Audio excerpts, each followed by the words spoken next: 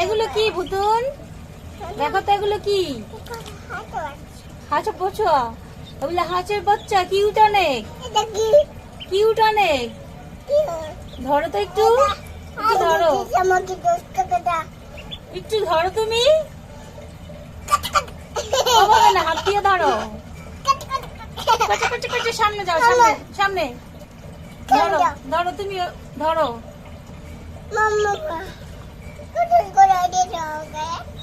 কি করবে, কি করবে পুতুল? তুমি বলো তো কি করবে হাঁসের বাচ্চা? গোসল করবে, গোসল করবে।